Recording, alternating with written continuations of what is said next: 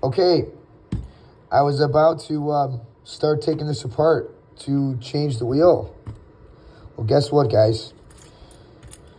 This thing now, this is the second time. This is giving me a headache. Well, ProTech and Infinite Wisdom uses Loctite on these screws here. There's one here. There's one on this side.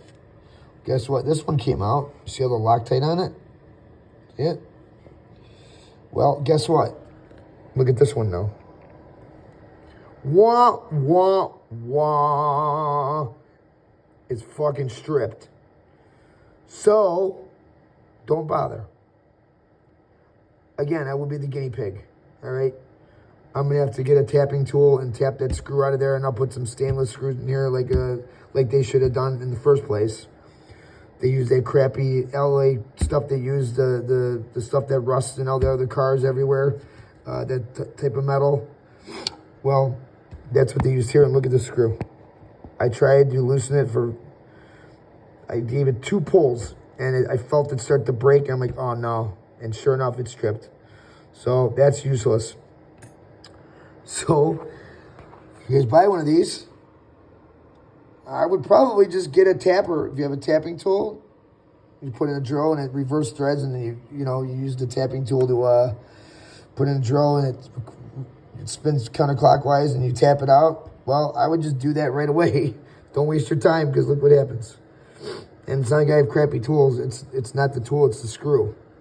This one came out okay, and I had to break it free. I felt it break. So, and then once I got it out, yeah, you can see there's Loctite on it. But, yep, don't do it. So this is gonna take me hours now to fix this crap.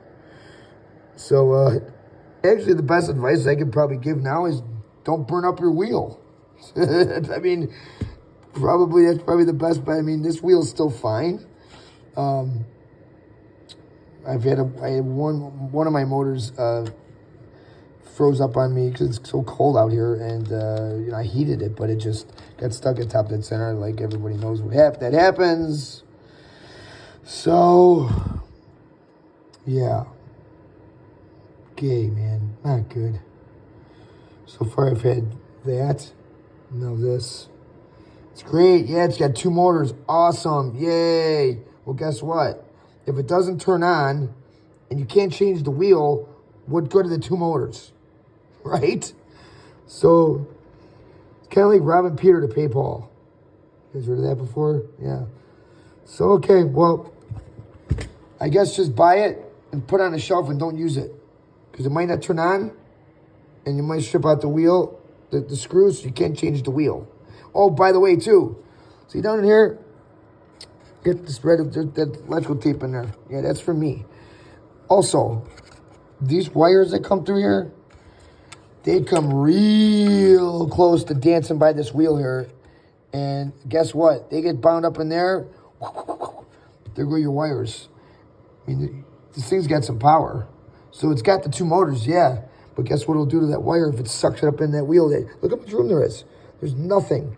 And they have it routed down in that way, through there like that. And it was actually touching the wheel almost. I jimmy rigged some tape on there just temporarily to fix it.